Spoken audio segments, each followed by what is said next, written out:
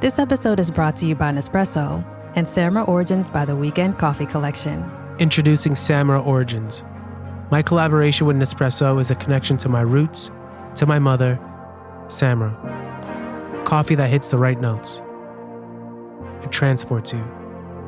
Crafted with unique notes and bold, soaring flavors. Experience a taste that moves you. Nespresso and Samra Origins. Discover more at Nespresso.com. For a limited time at McDonald's, get a Big Mac Extra Value Meal for $8. That means 2 all-beef patties, special sauce, lettuce, cheese, pickles, onions on a sesame seed bun, and medium fries, and a drink. We may need to change that jingle. Prices and participation may vary. Power up fall projects with Ego at Lowe's. Every tool delivers power beyond belief. So whether it's leaves, limbs, or lawn cleanup, count on Ego to deliver the power, performance, and innovation you need. And now for a limited time, save up to $60 on select blowers, chainsaws, and pole saws. Shop Ego today at Lowe's. Offers valid through 10/1 while supplies last. Selection varies by location. This week on the United Rugby Rewind, Ireland get back to winning ways against Argentina, South Africa grind out a win in London, Scotland see off Portugal, Italy get a scare against Georgia, and Wales are humbled by Australia. This is the only podcast with voices from all URC conferences. Let's start the show.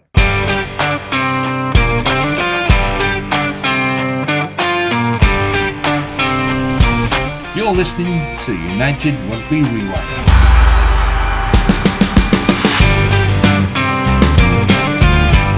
Welcome to the podcast. I am joined by the Rugby ABC as usual, Ben, Alan, and Caelan. Howdy, guys. Good evening. Caelan does say good evening, but unfortunately he's left himself on mute. So apologies, I'm here. So tons of rugby to discuss this week. A reminder to people who are new to us that we only discuss the URC nations, so the amazing match between New Zealand and France is out of our scope, unfortunately. But it does mean for the first time this autumn we do get to talk about England, because South Africa played England and we have things to say about them. So we'll just kick straight on with the first game. One of us will be stress-eating cocktail sausages during this podcast to get through it. One of us, me or the packet of cocktail sausages, will not make it to the end of the podcast. Stay tuned to see which. But in the meantime, we'll begin at the beginning, which was with Ireland hosting Argentina in probably still is my favourite game of the autumn so far. Caelan, you've podded about it probably 3 times already. Give us a summary of what you've learned. What I've learned. I still stand by my instant reaction video, which for people who don't follow us on TikTok, you can find Rap Pod over on TikTok. I still stand by 1,000 views last week. 1,000 nice. followers even. Nice. That is good. On the up with terrific on the whistle content.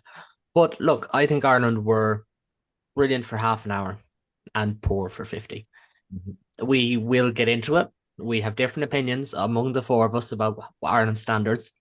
My opinion is that we either treat Ireland like one of the top teams in the world and we hold them to a higher standard, or we don't. And ultimately, I don't think the performance we've seen from Ireland, basically across the 23, bar about 4 or 5 players, was good enough. Like the pack, the front 5 forwards, including the subs, had something like 30 or 40 carries for 36 metres made. That's not enough. You're not winning your collisions. Line-out was better. Don't get me wrong. It was much better. Scrum better, but again, wasn't really a big scrummaging night. I thought, as a whole, did Ireland get going? Not really. They had flashes. They scored a lovely try, which was the McCarthy one, I think, which came off the half break. I can't remember which one was which, or the handsome one actually was a really nice try. True, nice sleight of hands, and it's just that weird place that I think Ireland are in now, where they look to be finishing games slowly, which I think is not great. Like, they were a team who typically, they mightn't race through a second half, but they were at least, steady or keep up the same tempo. They seem to be bleeding off in the second half these days. Attack looks a little bit stale. A lot of criticism is going down the way of Jack Crowley. which is typical here in Ireland. I don't understand. Well, I do understand it, but that's for the off the record chat. But ultimately, did Gibson Park have his best game? He means it's No. an anti-Munster agenda. That's what he's No, saying. it's not an agenda. It's not an agenda. It's the fact that Conspiracy? talking heads. No, it's the fact that the worst Scotland coach of all time is one of the pundits on Irish television. So, like, that's really not a great place to start from. Anyways, enough about that. I thought Can't come back to that. yeah, Crowley did well. Gibson Park probably Gibson Park's the second best nine in the world. Did he have his best game? I don't think he did. But okay, that's a different conversation. We get into that. And Roygaard is good. Roygaard is good. I love Cam Roygaard. Who you put at number one? Grant Williams. No, Dupont. He's good as well. Obviously, Dupont. I'm just trying to disagree with you. I'm disagreeing agreeably. I thought Dupont was an outside centre. I thought Dupont was just a utility back now, isn't he? Dupont and 10. Dupont the hooker. No. Gibson. No, Jesus. Gibson Park, I don't think played well by his standards. I don't think Doris has played well in the last two games by his standards. The same goes for Tyke Byrne, for Joe McCarthy, for James Ryan, for Andrew Porter. And to be fair, I actually think Ireland's two centres, Henshaw and Ringrose, had really good games. But ultimately, in the 160 minutes of rugby that we've seen, Josh van der Fleer has been Ireland's best player. I don't think anyone else can say they've had a good 160 minutes. And that's the kind of frustration for me, because I even went back and I've had a few comments online being like, you're so critical, like they're not a bad team. And Andy Farrell's right. You don't become, and from Hugh as well, you don't become a bad team overnight. But I went back to the England game just to make sure I was consistent on this. And this is how petty I am. I went back to my review of the England game from back in March. And I did say, I felt like the little bits of Ireland's poor performances were always interconnected. It was usually scrum and or line out, slower ruck speed, losing the physical collisions. And to be fair, at the time it was defence. The defence is cleaned up. It's now the attack is starting to get a little bit stale. Maybe as players age on, I think the bigger reason is Ireland's attacking system is no longer fit for purpose. Not as in throw it all out, but because we don't have a 36-year-old geriatric 10 anymore. We don't need to play like we do. We need to build around the strengths of the different 10s that we have, which is guys who have got 80 minutes in their legs, and then, and they're not falling apart physically. So was it perfect? No. Was it a win? Yes, a win is important. But there is definitely a sense in Ireland at the moment that, like, we haven't seen rotation. We haven't played well. A lot of people don't really care about the summer tests. Like, genuinely, they're not on TV here, really. They're on Sky. Not everyone has Sky. Like, it was at the end of a long season. All the provinces had bombed out at that stage. So, and Andy Farrell's comments about we don't have depth in Ireland pissed a lot of people off. Like, and rightly so, because in the last 3 years, I think it is, each of the four provinces have made a URC semi-final. We have depth. We're just not playing them. So if you're going to not play well, are you going to prefer to not play well with, it's Chukwu, Osborne, Crowley, Casey, whoever else, Joe McCarthy, or with your Hendersons, your O'Mahanys, your Keane Healy's, and credit to Keane Healy, Ireland's joint most cap player of all time. What a career, what a servant. I have to get that in there because he's an absolute legend.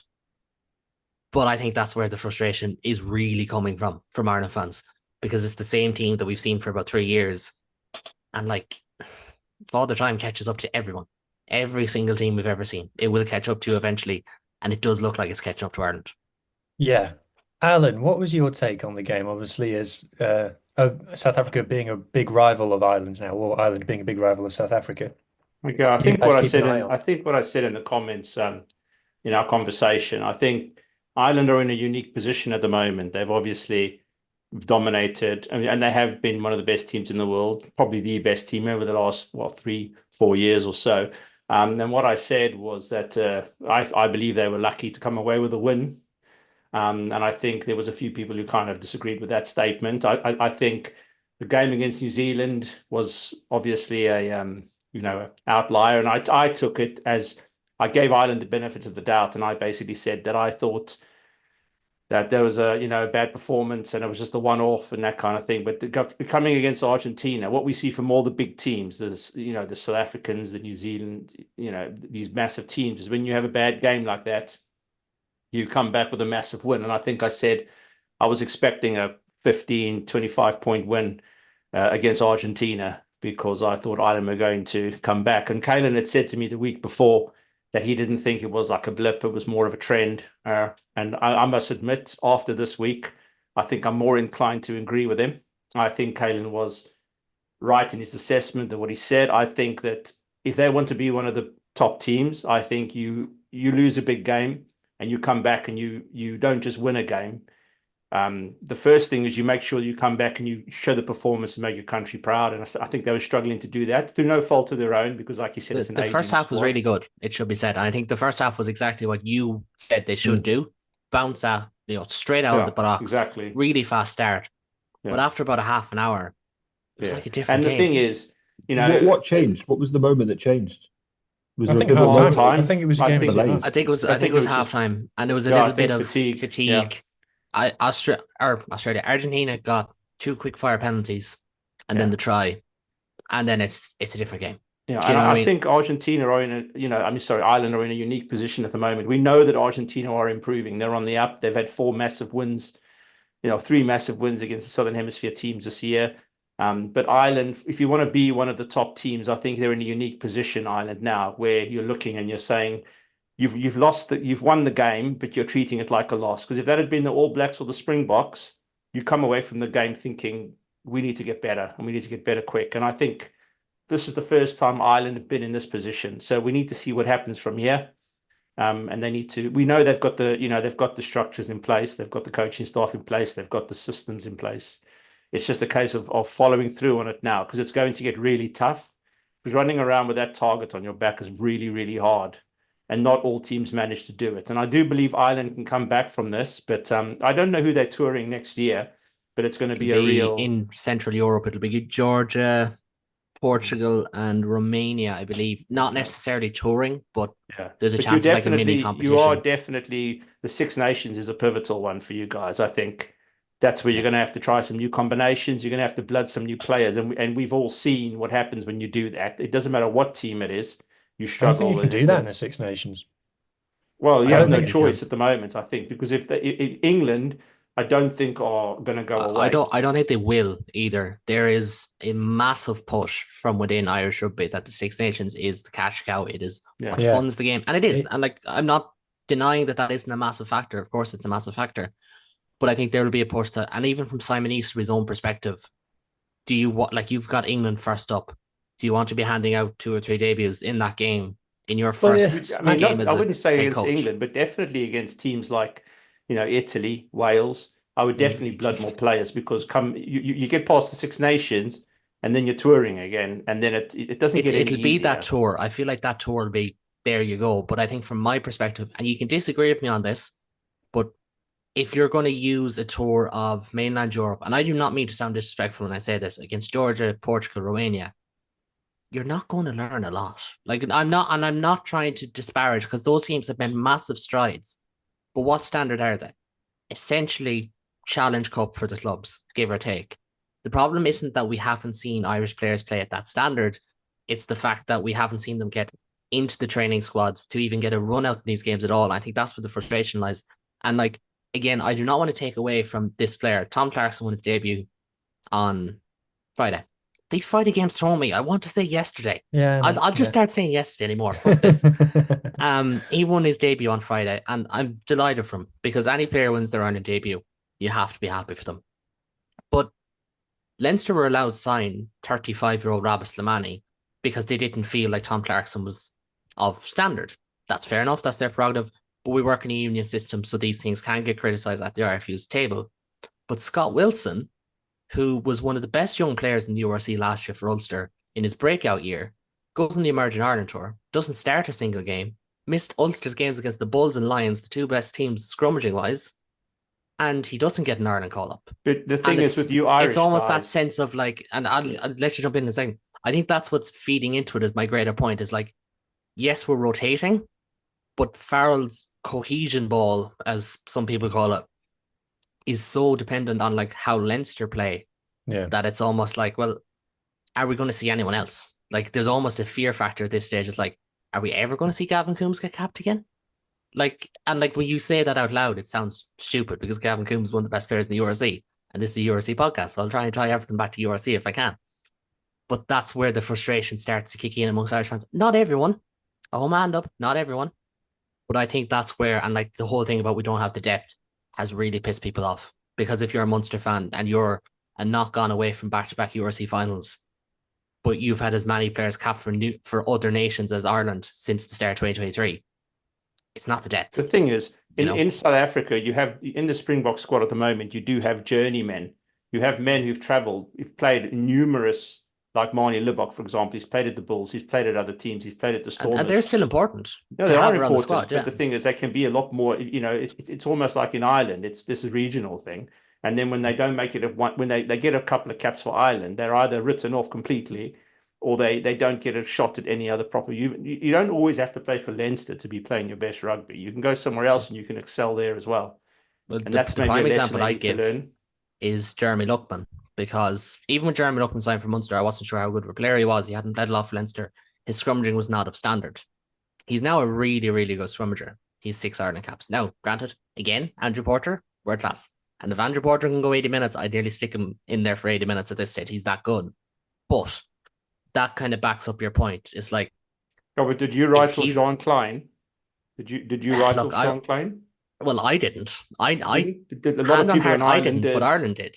Yeah. Ireland would have been better with Sean Klein at that World Cup than John McCarthy. John McCarthy's a good player, but Sean Klein is 7-8 years older than him. He's more experienced. He was on great form. He would have been better there for Ireland. I don't think that's a controversial statement. He has his medal, and I'm delighted for him because he's one of the nicest guys you will ever speak to, and I've been lucky enough to speak to him. He's still in the squad as well, so he's not. Yeah. It's not just that they go. For it's not just the medal, but yeah, against Wales, isn't he? Oh yeah, they're naming their squad on Tuesday, so that means it's going to be massive changes. That's the way I'd read it, anyway. Yeah. Anyway, we'll come on to that in a minute. So, kind of my view on the Ireland-Argentina game is I was surprised at the negativity, but then I kind of thought, well, if the standard is is this team the best team in the world at the moment? And the answer is clearly no, the way they've been playing anyway. But at the same time, it's only 160 minutes of rugby since they just beat the Springboks in South Africa, where they arguably were. So it's amazing how quickly these things change in terms of playing minutes, and the likes of the All Blacks and the Springboks have played a lot of rugby between now and then. And I do feel it was a massive game of two halves. And I think we've all agreed that half-time was to answer your point, Ben, was the half-time was the change, because it was all Ireland in that first half. And we kind of said, like in the previews, that Ireland and Argentina are so different that the game is going to go one way and it will massively suit one of them and massively not suit the other. In the end, it turned out the first half went Ireland's way a lot. And, I remind people that Ty Burns dropped the ball over the line. So if he scores that and gets the conversion, it's a completely different conversation. Argentina probably dropped their heads, realistically. And even if Finlay Beelham's yellow card becomes red, maybe Argentina can back into the game quicker, which I think it should have been. I will hold my hand up. At the time, I said red card because I feel like he got away by fact of it was a bad clear out power-wise. But look, I think that's the kind of swings and roundabouts you're talking about. It could have easily went to Argentina quicker. That's why the Crowley drop goal was so important, because that was just as Ireland were starting to just fade a tiny bit. He kicks that drop goal, keeps the momentum into halftime. And then in the second half, it went to Argentina's way. They came out with great intent, like you said. They got a couple of early penalties. They got their try, we saw their identity. The running sideways, the sevens influence, the trying to beat players, taking one-on-ones. Great finish for the try. Juan Cruz Malia, I think. Unbelievable.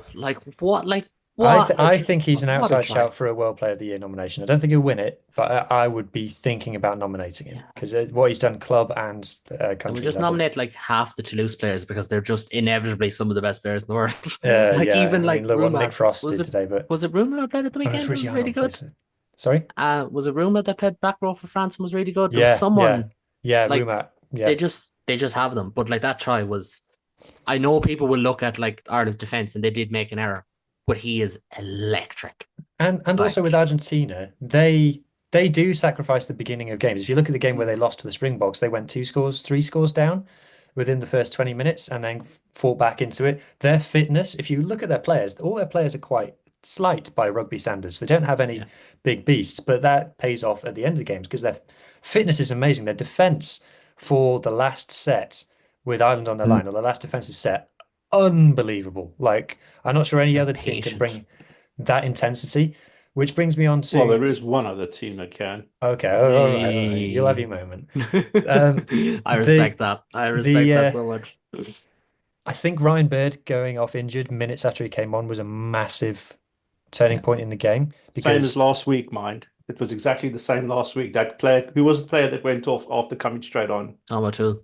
Yeah. So what same was it thing Baird happened went last off for again? Baird was a head HIA. Is it an HIA? I don't know what it was for. But I can't remember. The point is the players who came on, I think Peter O'Mahony carried 5 times for 3 meters, which, depending on what he was doing, if it was all about the attacking on the 5-meter line, that's normal. He's not coming on to carry ball anyway. Like, he's not like Jack Coleman comes on to carry ball. Exactly. And then I don't think Cian Healy carried at all. I think Herring had 1 for 1 meter or something. I think Herring had 4 for 0 or something. But anyway, the point is that the forwards who came on, and bear in mind that Ireland are a team that's gone 6-2 quite a lot, the forwards who came on didn't have an impact in terms of an attacking point of view. And I think Clarkson did defensively. I should probably put that in. He made 1 really good shot on, I think it was Malia again, or maybe Maroney. Someone in that midfield, that outside midfield channel, makes a big shot, shuts them down. And but again, I think that's the thing about the Ireland bench. It's like, they're designed to come on and see out games. But that's 2 weeks in a row, the momentum had swung the other way. And you're wondering, and I actually think people would say it's biased, and it's not that. I think they actually could have done with just bringing on Craig Casey and bringing on a bit of zip.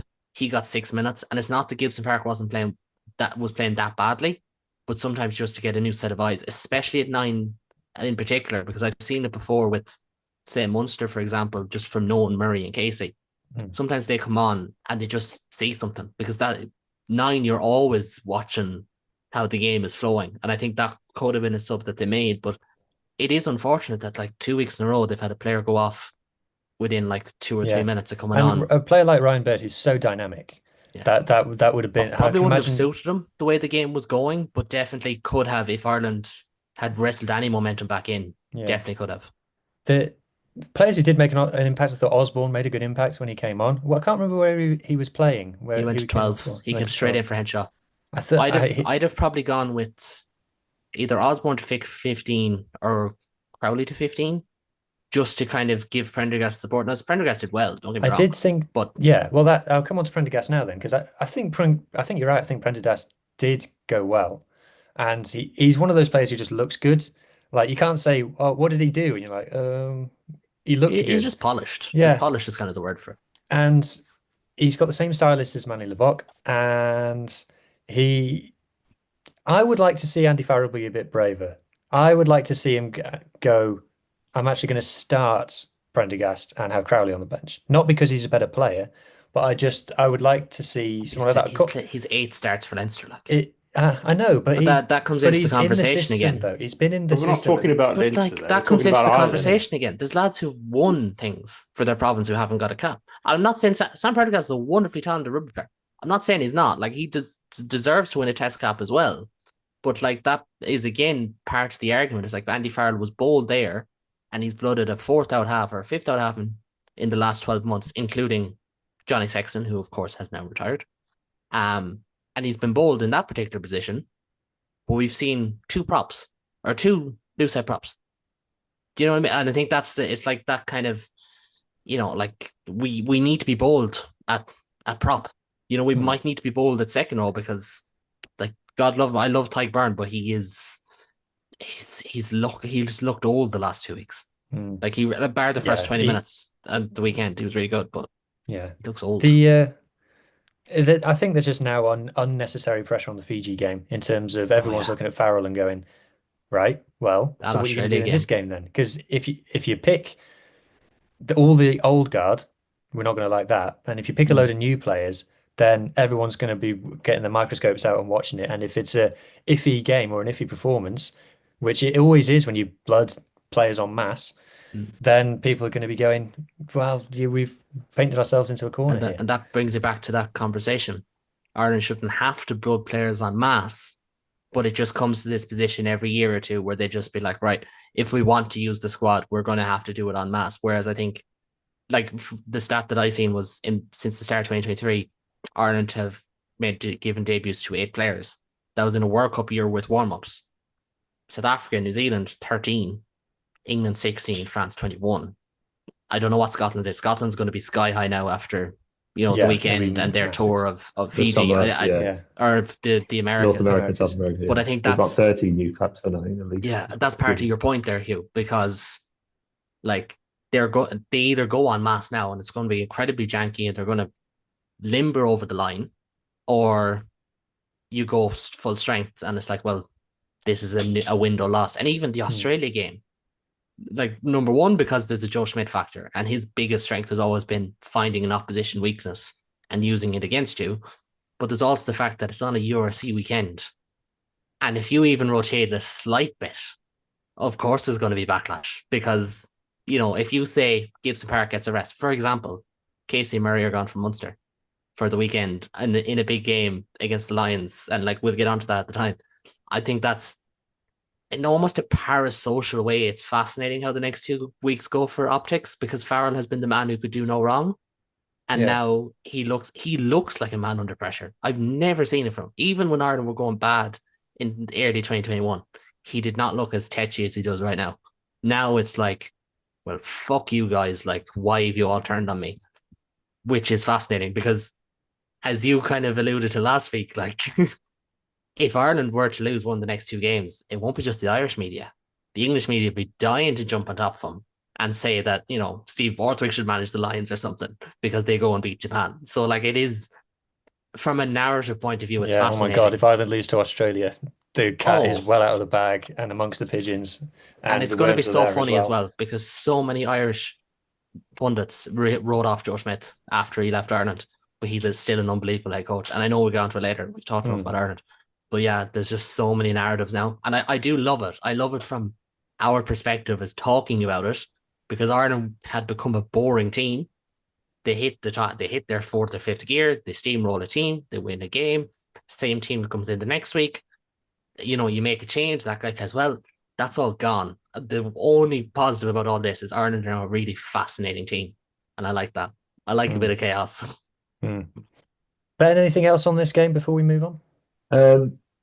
I think what epitomised Ireland it was quite turgid, their sort of second half attacking play. But there's that period between 60 and 75, 60 and 70 odd minutes where it just was going sideways the entire time. It was that sort of between the 10 and the 22, and it just didn't seem to be that attacking creativity or flair that I've seen. That's why I leave on Henshaw, if I'm honest. If anyone comes off in that back line, or if anyone stays on, it's Henshaw for me, because at least you keep the directness, because you already don't have Bundy in that team. He played well. And Robbie Henshaw played he had a really good game. And it's a weird one. I don't think Robbie Henshaw's had like a bad game for Ireland in almost about 2 or 3 years. He's not necessarily a guaranteed starter, but he's just been really solid. But I did pick up on that. They went a little bit lateral, not having Bayard there, not even having, like, say, they usually have Kelleher off the bench, or I'm forgetting someone. They usually have Kelleher, they usually have Bayard, and they usually have Conan off the bench, or maybe a Henshaw off the bench, or McCluskey. They didn't have any of those. They had no one to really force compressions and make Argentina sit down. And, like, one thing that shocked me about Argentina, I haven't seen a lot of them this year, they were so patient. Like, if there was a tagline for their performance, it was patient. In attack, in defence, they just waited it out. Has to be patient, because you have to be willing to go for a few phases. Albanos was class on Friday night. He was so good under the high ball. There was quite a few took under pressure. I feel bad for him for missing that drop goal, because that was his only mistake. It was a poor option, I thought, and he missed that, and also there was a kick to touch off a penalty where he got like no meters from it. Yeah, and I kind of pulled that one. But I think then you have to credit. I gave a lot of credit to Contepone for his substitutions, because Garcia needed to come in from Bertrand, who was having a bit of a stinker, and he did it like early on in the second half. He was like, "You're off, you're on," made a huge impact. And I thought Carreras needed to come on when he did, and that made an impact as well. Anyway, that's that game. If you're enjoying what you're hearing and watching so far, please consider subscribing to the YouTube channel. We are pushing for 1,000 subscribers. We're like 40 away. So we're desperate, and that will help us monetize the channel and cover all the costs of making this. We currently pay to make all of this. So if you could support us with a subscription on YouTube, we would really appreciate that. If you're listening on the audio version, make sure you give us a 5-star review. If you leave a lovely comment, we'll write back. We'll get in touch with you. We'll send you a hamper. And then we'll need even more YouTube money to pay for all the hampers that we'll have to send. So if you could support us, that's massively appreciated. Share links with friends as well. And say, listen to what these idiots talk about. Anyway, And speaking of which, that's Alan, me, isn't it? That's me. Springboks beat England. I have all of my things to say about the other team in this game. So I'll let you talk about your own team first. What just give us your thoughts, because a lot of talking points. I think before the game, I thought there was always a chance England could come right, because they were desperate not to concede 3 losses at home, so they were really going to be up for it. And notoriously, we do come unstuck in at least one of the games on the tour, and I think we targeted this game as our most difficult one. But I think once we got the yellow card, I think England started panicking. I think their decision making, their discipline. I think South Africa's defense in the last 30 minutes of the game, man down, I think was immense. I think Eben Etzebeth and Pieter-Steph du Toit were amazing. I think they were all over them, and obviously Cheslin Colby. And I do want to say as well that I don't think Manie Libbok had his worst game. I know he missed a kick in that and a few kicks, but I do think that Andre Pollard could have missed a kick as well if he hadn't it hit the crossbar and came back. So but he has the crossfield, that was by Libbok, wasn't it? The crossfield kick. It was a crossfield kick. Yeah, so I was okay with the way Libbok played. I mean, I know you got the hook, but I think it's just a case that there is definitely an element of unpredictability when Manie Libbok was there. But England's, like I said, England started to panic. I think Damien Dearlin, I can go through the whole team, but this play here by Cheslin Colby, you don't really need to say too much about it, do you? It's just calm, it's measured, and he knows what he's doing. So yeah, I'm really happy with the win. I was pretty Jesse happy Krill there for him. I was pretty happy with the 9-point win. So yeah, not really too much to say wrong about the performance, actually, except for the fact that we can do better. I think that's pretty evident that we can. But 4 tries to 2, you can't really go wrong with that. Can I ask you a question on that, Adam? Because I didn't see a lot of South African games this year, and plenty of people listening will be the same. I thought Delende, Creel, Colby in particular were unbelievable on the day. Now, I was watching this kind of half watching, it was on at work, so excuse me if I am inaccurate. But is that the best performance we've seen from Cheslin Colby since the World Cup? It felt like he was amazing. He was amazing against Argentina in the last game of the championship. Yeah, I think he was pretty immense there. But I think, Curtly Arendse has an amazing game, or Cheslin Colby does. But what's most interesting to me is that this is a completely separate backline, a different backline to the backline they played the week before. So they obviously have 2 game plans, don't they? They've got a forward-orientated game, which I think is a lot slower and obviously suffocating against the Scottish. And then this game, they went with it. It's much quicker. It's more instinctive. And unfortunately, or fortunately, it needs Manie Libbok, because I don't think Andre Pollard has got that same unpredictability. He's got much more of a stable, influence on the team. And obviously they went with the 3 backs on the bench as well. So definitely 2 types of game. I hope we see Manie Libbok in the next game. I think we should just run with him for now. But I definitely think it was one of the better performances I've seen our backline do. And they were under immense pressure. You don't often see this. I thought they had us on the ropes, England, in the last 20 minutes of the game. But I think the defense by our guys was just unbelievable. Etzebeth was imperious. Yeah, most caps for South Africa Springbok now, 130, 133 caps. 130 tests, yeah. Yeah, it's incredible, that career. And he just doesn't seem to be losing any part of his ability that's been there. He just doesn't take a day off. I actually thought England's second row was fronted up really well, but then it's like Etzebeth just comes up with a monster tackle or a monster play, and it's like, man, it was an interesting selection of RG Snyman as well. I really think the box went for a razzle-dazzle selection. If you look at Fazzi being in there, RG, his best attribute is his offloads.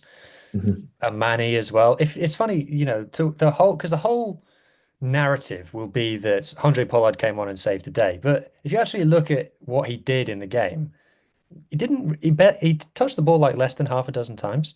Now, maybe you could say he's got that calming influence because he's a leader. And I'd say like, yeah, cool, fine. I completely buy that.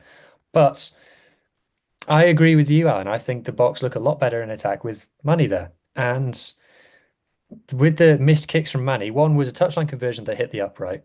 So it's, players will miss it. It's a 50-50 kick out there, isn't it? Jack Crowley missed a conversion at the weekend. And the one from halfway, I was surprised that he took it on because the graphic came up on the screen of 56% probability. And I'm like, well, that's a 56 probability for someone who is a very good goal kicker. Like, because a lot of kickers wouldn't take on a kick from that distance. So that data set is taken from players who take on kicks from that distance, which I haven't seen Manny try one from halfway before. I don't think he's known for his long range kicking, so I don't think that's his. But he's got no issues with his confidence. And I think Rusty started to get a bit impatient because he constantly gets questioned about him. Let's be clear, Rusty has absolutely no doubt in any of his players. If he didn't think they were the right players, they wouldn't be there. So him getting questioned all the time about Marnie Lebok and his kicking. There are other things that Marnie Lebok does which make up for it to a degree. We know it can go really wrong, but that's why you have Andre Pollard on the bench and Grant Williams. South Africans play off 9 a lot. So what you'll see is a lot of box kicking, a lot of sprinting from the base, with where you have Williams and Reinach. Whereas Grant Williams' box kicks are poetry. And when you go to New Zealand, teams like New Zealand, they're a lot of fly half. So very rare that those guys kick. That Roy God, it's all back to the fly half, and then they take it from there. Yeah, absolutely. So when you're playing off 9, if you are going to make that your main now that we've got this new situation, you can't block the kickers, you can't block the attackers. It's going to put more pressure on the scrum half. You need Amani Lebok. I actually think he gets the back line, it's going to suit quicker. The winger 9, like the kind of Grant Williams, what I call a winger 9, like the guy who is just that athletic, that quick, because you're going to have situations where the try. Okay, now I'd rather charge down try. I'd rather talk about this one, to be honest. Is this the two? No, this is the step. No. Grant Williams like this is for anyone who hasn't seen it. This is unbelievable. Who hasn't seen it? Everyone's got to have seen the match this. was on TNT. Not a lot of people have TNT, but I can't get over this. It's bang. I'll see you later. Like, oh my, but I don't want to criticize Freddie Stewart too much. Like, if Freddie Stewart has no haters, like, I'm dead. Like, it's that situation. But Freddie Stewart, like, no one is stopping Williams there. Like, it doesn't matter that Stewart is so determined. I think I think with the new rules regarding blockers, the kick and chase game is going to open up again. It's going to become more of a viable option. Lot of because the amount of restarts that teams are not collecting and messing up on, and the amount of up and unders. And if you in that situation, you need Freddie Stewart. one of you mentioned height. So yeah, sure, you need a tall fullback in those situations. But if you're looking if you've got backs like Fussy, Aronsa, and Colby, and then you have a scrum half like Grant Williams, who are you covering? And then you've got a centre combination of Dare Lende and Creel. So and then you have Marnie Lebok in there as well. Who are you watching? Who's making the decisions? Is it Williams? Is it Lebok? Jesse Creel knows how to make decisions. So awesome. From a Razzie said it in Chasing the Sun too. He says no one can prepare for us because they don't know what players we're going to be selecting and they don't know what game plan we're going to be playing. So. And I think that they're really leaning into that now. And I don't think that the Box have like they kind of do, but they don't have like the best team and the B team. It's kind of which best team do we pick? Yeah. They're the only nation for me at the moment that's playing a 23-man game. Everyone else is having, and even at that, it's like 35-man game at this stage. Yeah, everyone else is dipping massively when their bench comes on. Box gets stronger, and that's amazing.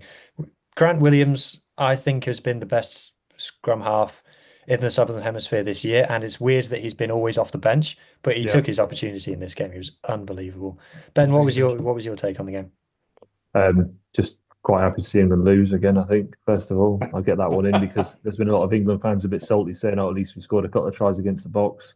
South Africa had their B team out last week. They still beat you, and it feeds into the conversation that South Africa don't have a B team. They have a team and another team depending on the situation that they're playing against. Like Al said, they were more forward orientated last week against Scotland. and then yesterday they went for a more expansive game. And it's just enjoyable to watch South Africa at the moment. I just love that back line. I think what was interesting, it goes back to the Liverpool conversations that I did say to yesterday. I felt a bit brutal he was coming off early, but I did read a comment today that it looked like DLND was trotting off, thinking that Pollard was going to be replacing him at 12. So I'm not sure and Pollard went, nope. No, Pollard was like, you were on, ease off. Yeah. Which so probably shows it was going to be I think it was going to be predetermined that now Libbok would go to 12 and Pollard would see it out, because I think even with the game, the way the game was going, it wouldn't have been a bad idea because it was so nip and tuck. There was chances for both teams. But like, there's also the element of Dale was that good on the night. You probably just don't take him off as well. Like, that's also a factor. Interesting thing about South Africa in this game is their top carrier, I think, was RG Snyman with 9. They had no players make double to nobody did he do? He needs to stop doing that. Just popping the ball was up top to of nobody. He was top of offloads. It's been a killer from all the, like, even at Leinster, where like I know a lot of his offloads stuck. He did the same thing at Munster last year. He's done the same thing in South Africa. There is just the law of averages. You throw more offloads, more are just going to hit the ground. That'll happen. But it's like, if they could have Fassi or Williams on 5 more offloads in a season, it's going to make a huge difference. South Africa only attempted 7 offloads according to this, which I'm very surprised by. It felt like a lot more. I think RG Snyman was all 7. Yeah, a lot more tip-on passes too, though, as well, I think. They played really, really flat to line. I think England were kind of... I don't want to say England were scared of the physicality, because I don't think that was the case. They did front up to a degree, but England's backline had no substitute for South Africa in terms of playing to the line. England bashing! England bashing! Here we go. Right, I'm not going to bash England. I'm not going to bash England because I actually think England did all right. I think South Africa played really, really well. This is the only chance all autumn you're going to get to bash England. Bash England. I've my own channel. If I want to bash England, I'll just do it on my own volition. Like, Stop I'll get promoting drunk other channels. I'll go back about the 800 years of oppression that happened to Ireland. Like, I have loads of opportunities. Only 800. That's a podcast for another day. Yeah. But I actually think, like, and it was Slade and remind me who was at 12? It was Slade. No, Slade's at 12. Slade was at 12. Lawrence was at 13. Slade did not have his best game, like, at all. But I feel like Slade is getting a lot of the blame. But Ollie Lawrence is playing 13, which is different from what they had against New Zealand. They've swapped them. Ollie Lawrence, 9 meters from 8 carries. He's a 12. Well, no, but everyone in England says that he's a 13. He's not. Because he needs to play in the space, because he's not a crash ball 12. And it brings me back to the stats that Charlie Morgan always refers to, is that on any given English Premiership weekend, only 2 inside centres are English. Because such is the saturation of foreign players in England that they don't have any coming through. Ollie Lawrence, how do you play in the 13 channel and only make 9 meters? Like, you should be getting that from Jesse one Creel. carry. Yeah, no, Jesse Creel is practiced the reason. If you're 13, the assumption is that you're getting the ball in space. I think they're using him wrong. I think if he plays as a 13, he needs to be an inside 13 who's running off shoulders consistently, who's not, But he doesn't win the collisions. He's not. He's never won collisions. To a degree, no one's going to win collisions against the Springboks. I mean, if you win collisions against the Springboks, but then you win the game. Yeah, but Portugal won a few. He never has, though. I remember seeing once Robbie Henshaw pick him up like a little doll. Yeah, but Robbie Henshaw. I've met Robbie Henshaw. Robbie Henshaw's a big man. Like, he's deceptively big. But enough about England bashing for 2 minutes, just so I can get in. I think England, and maybe this is my own bias kicking in, I don't think their defense is anyways up to scratch. And they're coming out, like, there's people coming out saying, get rid of the blitz, doesn't work.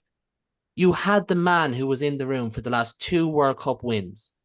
He fell out with Steve Borthwick, and you're blaming that for the reason your defense is shocking. No, it's because you got fucking average. Sorry, now here comes the English passion. You've got average centres. Slade and Lawrence do not start for Scotland. They don't start for South Africa. They don't start for New Zealand. They don't start for Australia at the moment. They don't start for France. They don't start for Ireland. Like, I said, Lawrence might go. Do they start for Wales? Wales. Yeah, I wouldn't swap Slade for Slade at 13, maybe for.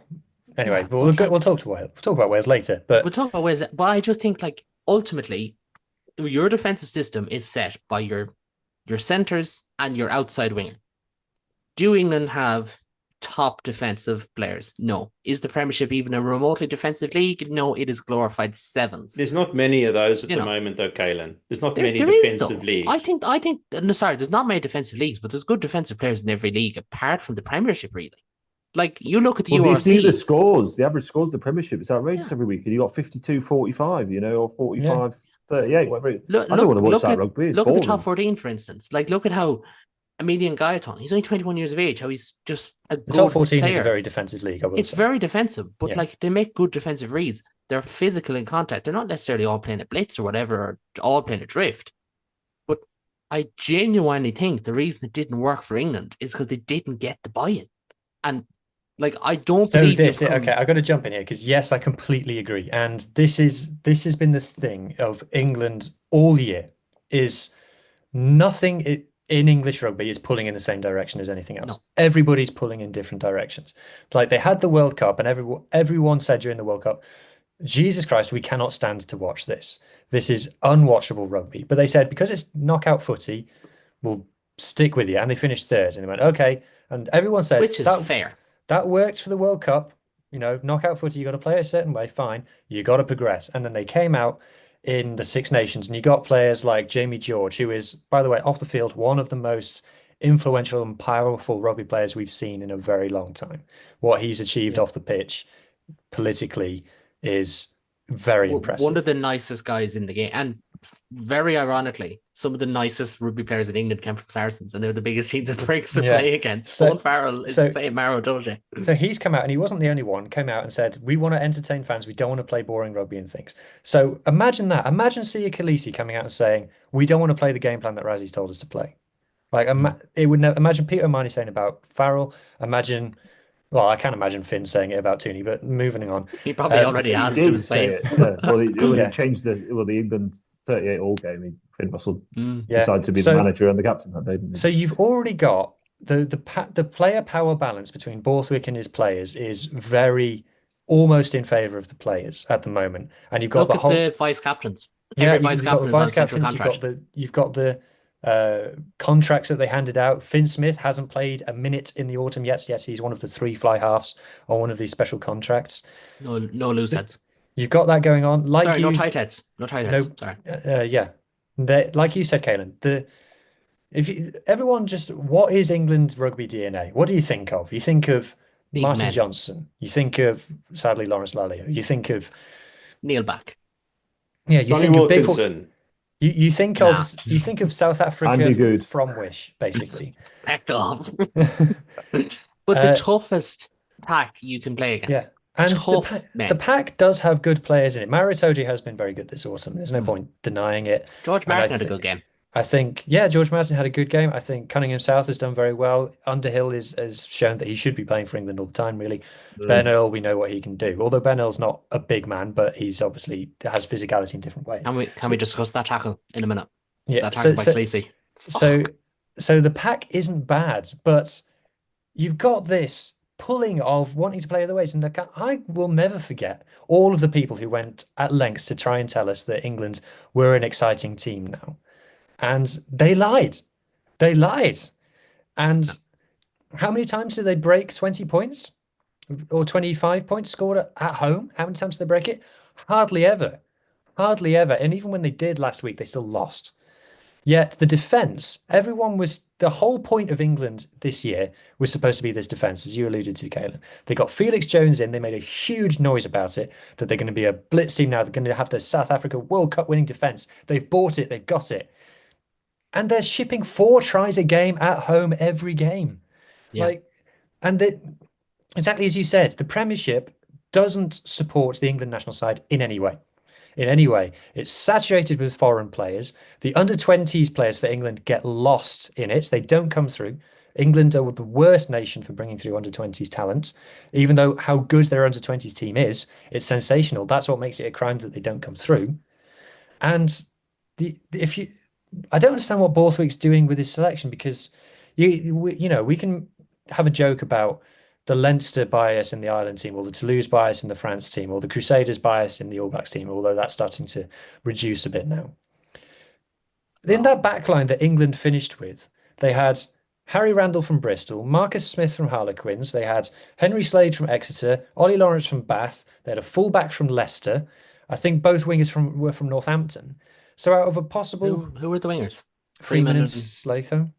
Oh yeah, he's Yeah. So out of 7 backs, you've got 6 clubs represented. It's a shambles. That's 101 how not to select. Like, and I think you see that in their performances as well. Like, I actually think, and again, slight bit of bias here, because I think Bath and Northampton, I think, are extremely well coached teams.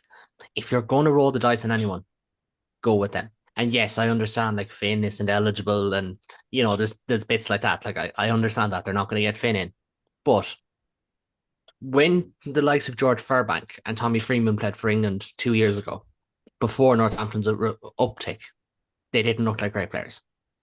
When Northampton, essentially since they appointed Phil Dowson as director of rugby, and they started to turn a corner, they looked extremely well coached. I'll add Alex Mitchell to that. They have improved. I actually think for England, there could be a coaching issue more than just player. And yes, it's pulling against each other. Like, the man they brought in to replace Felix Jones is also going to coach the Blitz. So, like, it's not that they're going to go back to drift defense like overnight. That's not going to happen. But I do think there's a coaching thing, because to me, Bath and Northampton are the 2 best coach teams in England. Exeter were there, and I think Exeter punched above their weight before this season. And I'm forgetting someone. And Leicester, I think, to be fair, are typically well coached, especially around the forwards. They're typically tough. Like, it's a club identity thing. But that's where I think pulling against each other is a factor, because, like, can you really drop Marcus Smith? No. Like no, realistically, he's the only thing that's working well for them at the moment. Like, could they go with a Northampton midfield? Not really, because the Northampton midfield is not that big. Do you know what I mean? It's Dingwall and sometimes Freeman. They're not big enough to be international Dingwall centre. Scottish? Not Dingwall, the other lad. Oh my god, they have another centre. I can't think of his name. I thought their centre was Scottish, but I can't. It doesn't matter. Move on. They definitely have an English centre. And maybe I'm just getting names mixed up. And maybe Slade Holmes played centre. Maybe that's it for Northampton. I don't know. I can't remember. I'm tired. I was working to do it long last night. Shut up. Like, bank on Fairbank.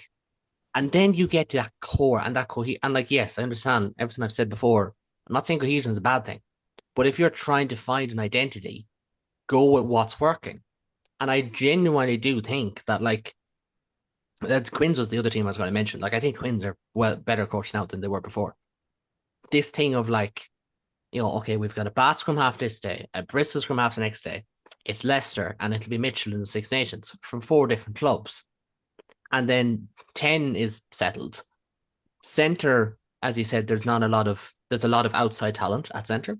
That'll happen. Like, that's one of the biggest misnomers in rugby, is some teams are just bad at producing a position. No team is able to produce all 15 positions. There's no one in any code. It just doesn't happen. Everyone has their gaps. But I just think there is that cohesion element. I think there's a coaching element. And if I was to have a concern about England, I don't really give fiddlers fuck about how England fare, and I don't care if they don't improve. I do think they look poorly coached at times. And I think centre is the epitome of that, and their defence is the epitome of that, because they can still attack, they can still win collisions, they can still line out and scrum and do all those bits, and their ruck work is generally fairly decent. But when it comes to phase 4 and 5 in defence, or phase 4 and 5 in attack, outside of individual brilliance, when do they usually produce something? Do you know? And that's, to me, is a coaching thing. Yes, they're pulling against each other, but I think it's coaching. And the fact that Felix Jones has left the building for we don't know what reason, it's like, I don't want to say Steve Borthwick is Eddie Jones. 2 other coaches also left. Yeah, like, he's not the only, and he won't be the last. Like, if we're being honest here, he won't be the last. Wigglesworth won't leave because they're good mates, but and, like, it just seems all over the shop. I think they're getting by on talent, and especially pack talent. And if I was to say to England tomorrow, what are you going to do for 2025? Go through that pack, because they've got a good pack. They genuinely do. They will have 6 Lions out of the pack. Probably. Like I say, Marcus Smith isn't at all the problem. He's the thing that's going right for them. But he's had his best year for England this year, I think. Yeah, 100%. He's playing extremely well. and really silenced me for all the things I wanted to That's say all about that it. matters. But you say they've got the pack talent and play to the pack. If they're going to play a pack orientated game, is Marcus Smith the player for that? Because he's not a pack orientated 10. He is looking to use his back line all the time. And like you said, they don't have the talent in the backs. They just don't. Anyway, moving on from that now onto the next game, because we are on the clock, believe it or not. Ben, Portugal versus Scotland. What do you learn from this game? Because if you look at Scotland's year so far, you've obviously had the win over England, that's customary, the tour to the Americas, where you were playing teams that, you were able to put out a B team and beat by a lot. And now you've had a game against a Fijian club side, which you won easily, and now a game against Portugal. And this makes it sound like you're saying England are the same standard as Portugal and USA. Maybe I am saying that, but and in between you've had this game against the Springboks where you got a bit dusted. So what's your feeling as a Scotland fan when you're watching these games against teams who we love watching and we love their players but aren't competitive? It was an odd one. I kind of, you expect to win and you expect to come to win. Portugal showed up and they intended on playing. They weren't unnecessarily defensive. They had some good moments. They dominated our replacement front row, which I think we need to talk in a little bit more detail about, because I think I'm really worried about our front row at the moment, particularly at tight head after Xander Fagerson. I don't think we have anything there that's international talent. I think Elliot Miller-Mills yesterday was poor, and I think I'm being kind by saying he was poor yesterday. It was an interesting one. Josh Bayless carried well at 8. He's been in and out the last few years. Scored a good try. Aaron Reed, I saw your stats that you put up online yesterday. I think he played okay. I think the stats he tries very well. I think he was still running a bit too laterally at times, looking for holes when he should have passed off. There are a couple of offloads he missed. When he cross rings towards Darcy Graham's side of the pitch, second half, that he probably should have passed to him. I think Rory Hutchinson carried really well, and his offload for Josh Bayless for, I think, second or third try in the first half was good.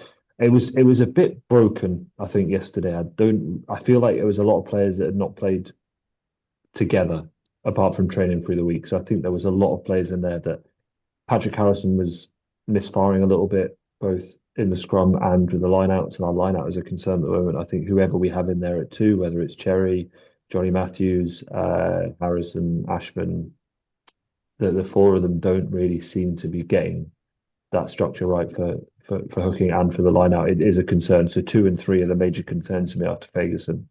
I think locks okay, back row okay. Josh, Baylor's carrying quite well. Hastings not as good as he was against Fiji. I think there was a lot of passing that seemed a little bit stunted yesterday. I think we were always going to win, but I am a little bit concerned about the depth of the squad at the moment. I think the backs are fine, but I think there's a concern over the front row and the locks. I think. Can I ask a stupid question? Just because, I genuinely did not see this game.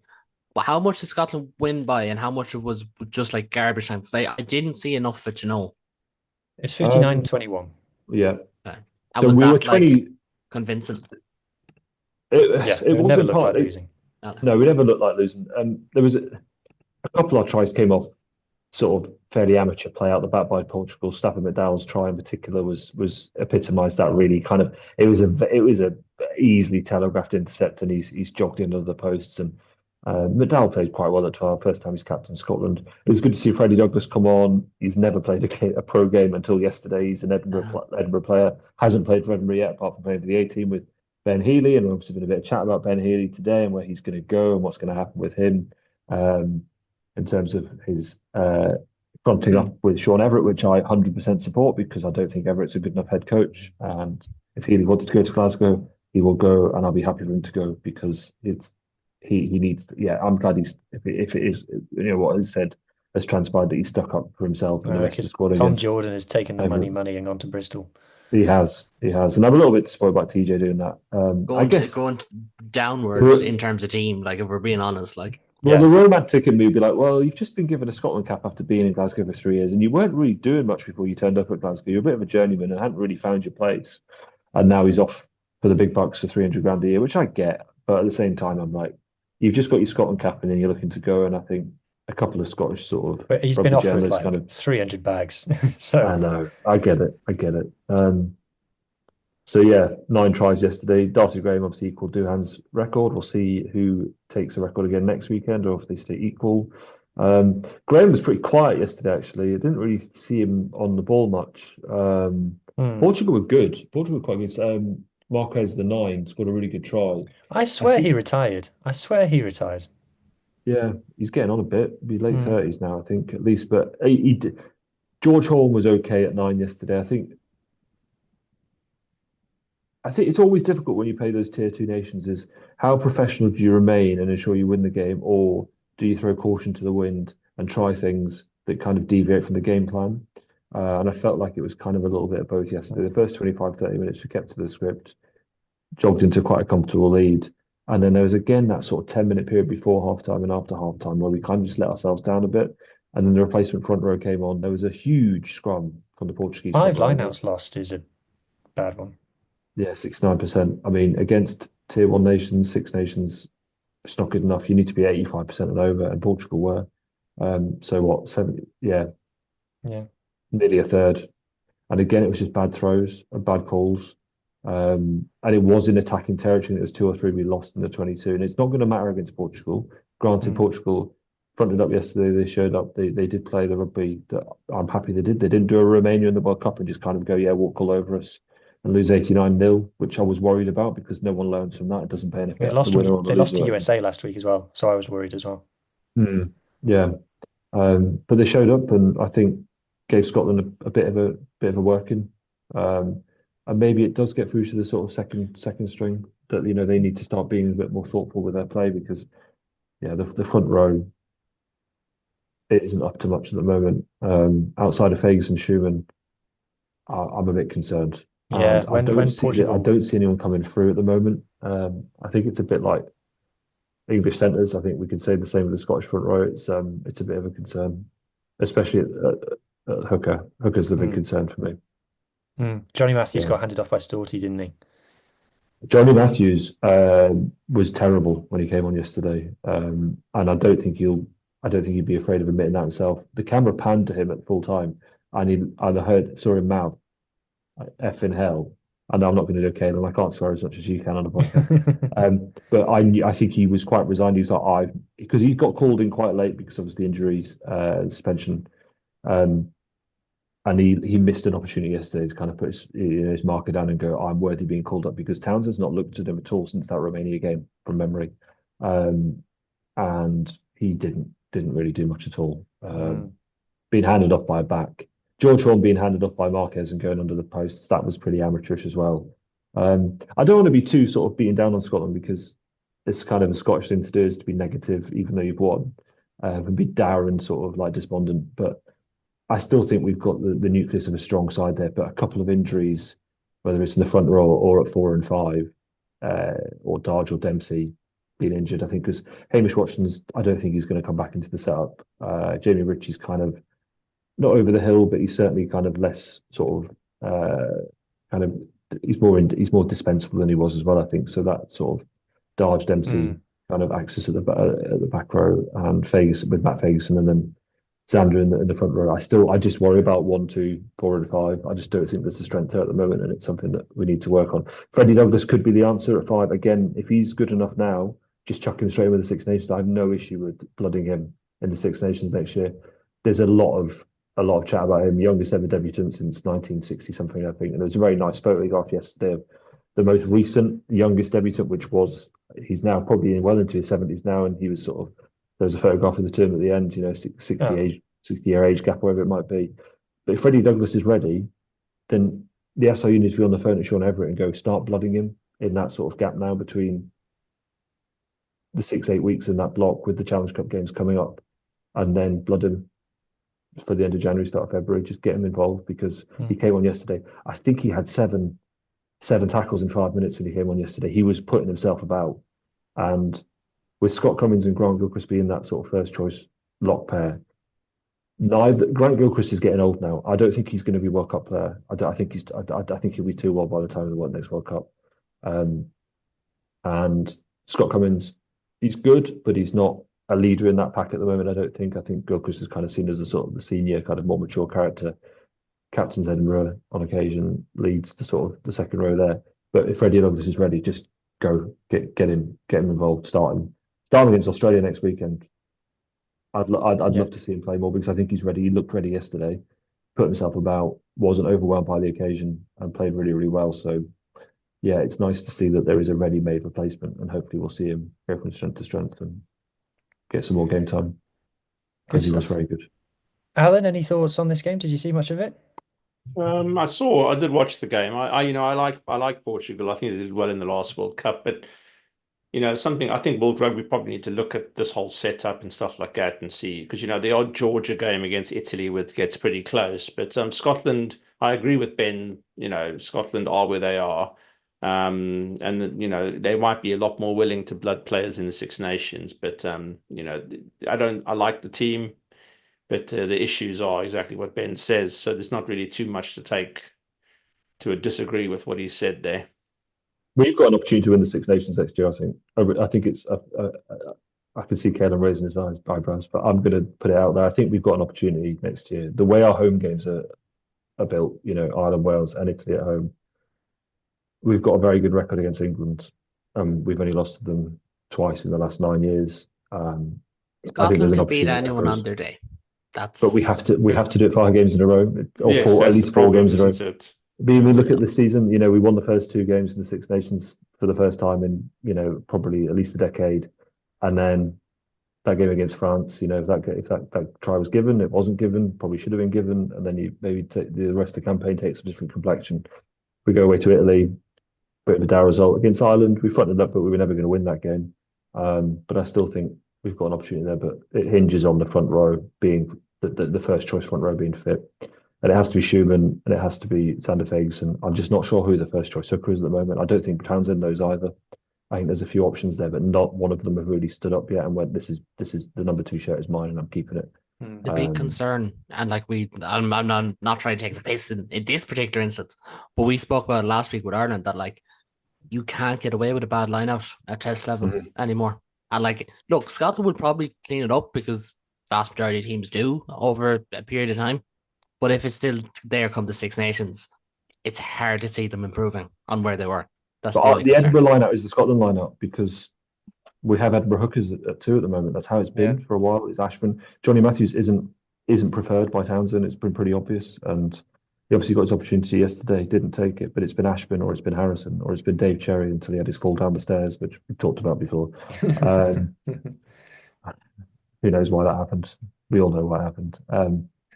And beyond that, I don't know. I don't know what the answer is there. So it is a concern. And I do worry about our lineup, especially we seem it goes in the attack in 22. And I'd say most of those lineups lost yesterday against the Head would have been in the 22. I remember at least 2 or 3 that Harrison threw that were easily intercepted. They weren't that sort of bobbly one where they kind of just get the Portuguese lot was up there well before our lot was and read it.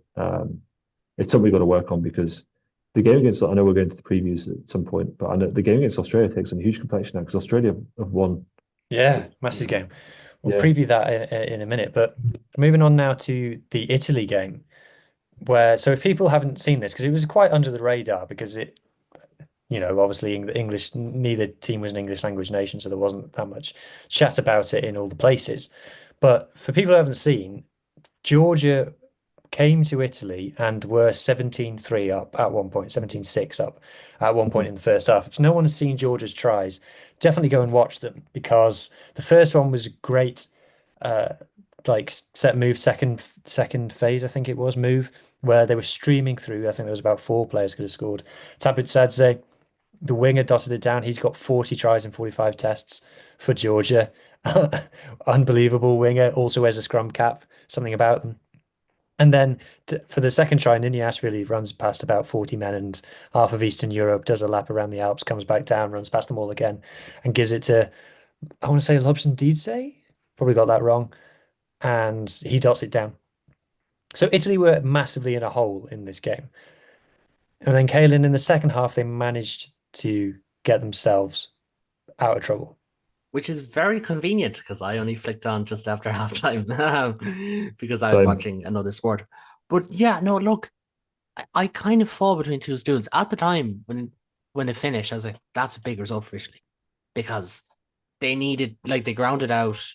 Sorry, I'm gonna close that window because you probably can hear that. Sorry, there's just a horn going off in the background, a car horn. So for Italy to grind it out is a massive result. The only thing is, and maybe this is just my cynicism kicking in on Sunday evening, they've beaten Wales and Scotland this year, and it's like, how much credit can you give them for beating Georgia at home? They lost to Samoa in the summer. They lost to Samoa in the summer. But yeah, no, like there's and like as we mentioned, is Italy's form affected by Benetton's form? Probably. Like that's probably a factor too. And it's a good result, but it's also like, yeah, I just don't know how to feel about it. Like, fair play to them. They really came back into that game. They really bounced back into it, like, especially in that second half. I know you're not Garbisi's biggest fan. I thought Garbisi did well in that second half. And like I'm not biggest fan either, but I think he did well in that second half. Thought the centers played well. But I just don't know. I just don't know how to feel about it, is the thing. I'm like in two minds about, well, look, Georgia is still a good team and they've got one of the best, fullbacks in the world in Iniashvili. I think I've said that wrong. Yeah, Iniashvili. No, I fully agree. He's unreal. Unbelievable. He's only 22. I thought he was like 28. He's 22. Yeah, he made his debut at like 19. I feel like he made his debut against Ireland. He plays for Lyon currently. He's rumored he's linked with La Rochelle. Yeah, which is fun. But for Italy, yeah, I don't know, I'm just in 2 months. I feel like we do need to see a big Six Nations from Italy, and we say this every year. We did just see it. But because their form has come down, it feels like they need to do it again next year just to remind everyone it wasn't a blip, or it wasn't, If Georgia had beaten them, do you think that opens up that conversation again of having promotion and relegation playoffs? We probably need to have this conversation as a podcast closer we can't do promotion and relegation. It has to be 7 or 8. I don't agree with promotion relegation. It's a whole podcast unto itself, and it's more than just a quality conversation. There's way more to it. But yes, if they had beaten them, it would have been a huge thing. They kept referring to it on commentary. They said, "Yeah, we've got to get them in," especially when they were winning. They were like, "These are amazing. We need to get them into the Six Nations." I think the only thing that I want to say on it, because like I said, it's a massive conversation. We don't have time to get into it. But the one thing that I would say is, a lot of people are like, World Rugby needs to do something about it. And World Rugby have got no control over the Six Nations whatsoever. It's a private entity. It's owned by the unions and CVC.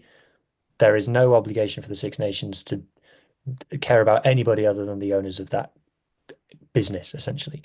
But yeah, Ben, any extra thoughts on Italy on this one? So, yeah, I think there was a lot of concerted pressure that resulted in that penalty try, and I think once that that penalty try was given by Ben O'Keefe, which I think was probably the right decision in consult with the TMO. It was one of those where the Georgian players looked to sort of lift it up, but it's the winger's going to catch that and stroll in, isn't he? And it had to be given. Then Georgia go down to 14, and there's only really one winner from that point. Georgia didn't score a point in the second half, did they? 17-6 up at half time. No, didn't score a point in the second half. Yeah, I think long-term Italy, if Benetton starts to play better, really, or start playing better in the Six Nations, I think that's how it is at the moment. Yeah. Nice to play in a football stadium again. I love my stadiums, and it was in Genoa Stadium where Sampdoria and Genoa stadium share. I've been to Genoa before. It's one of those stadiums that's smack bang in the middle of the city, with like in the middle of a housing estate or house development, and it's just quite nice. I think other nations could learn from this and go and just play in other stadiums just when you have the opportunity to do so, because Italy need to kind of spread their brand of rugby and go into other cities, whether it's with Udine last week and Genoa now, and obviously those two cities are quite far apart. So go to the northwest of Italy and the northeast of Italy. They're in Juventus Stadium next week. So they'll be in Turin next week. Yeah, so that'd be pretty cool against New Zealand, isn't it? Is All Blacks they play next weekend, Saturday night? Yeah, and Zebra being sold as well is kind of like the backdrop there, because if they feel like one of these cities could be the one. Like Genoa been sold? I haven't heard that. Yeah, for Jerry today. FIR Twitter, something said about it, wasn't there? Yeah. And yeah, I just like they're going out to the stadiums, and I think there's an argument. Sorry to any Italian listeners who are hoping us to cover that in detail. I didn't know, so I did. So I probably should have brought it up. To be fair, but I need to read into that. Those stadium moves, I think Ireland could play. England could play another stadium. Ireland can't because of their lease agreement with Aviva. But they should. Like, I fundamentally believe games should be moved around. Scotland is obviously a little bit different, the same with Wales. The fact that England don't has always baffled me, because they could do one game in the north every year.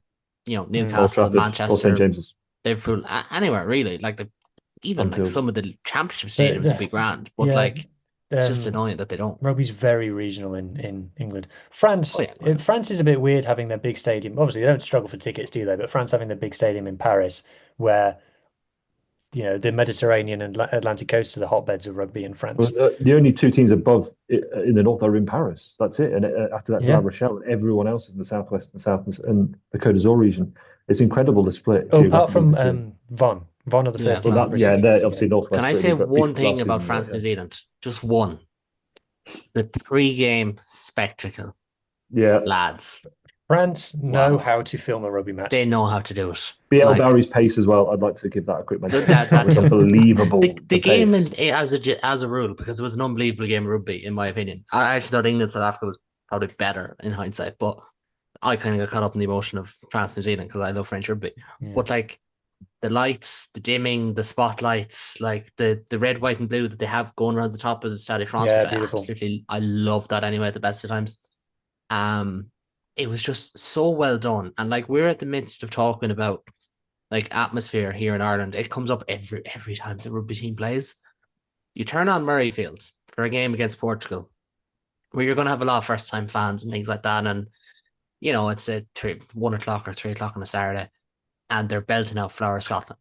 And you go to Wales today, and Cardiff is not full, and Welsh rugby's in not a great place. We'll talk about that in a minute.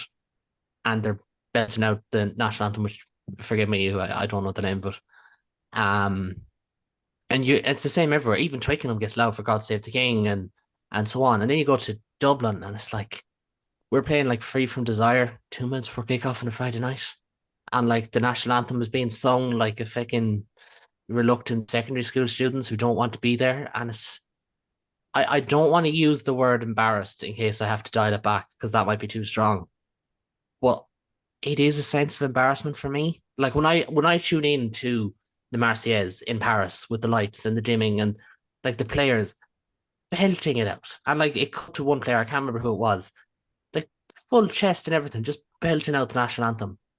And I get a sense of regret that we never get that in Dublin, like ever. Like the fans, the players. And look, it's a player's prerogative if they want to sing. Like some guys just aren't political. It's weird though, isn't it? Because your travelling support is like the opposite. It's because the travelling support is rugby fans, and the fans at the game aren't necessarily rugby fans.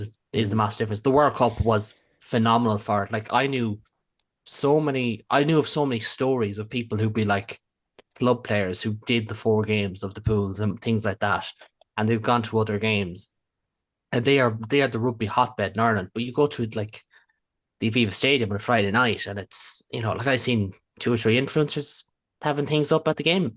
Look, sell the game whatever way. Like I understand there's a balance to be struck, but like even just something like we played a song. I can't remember what song it was. I think it was Free From Desire. I'm not sure.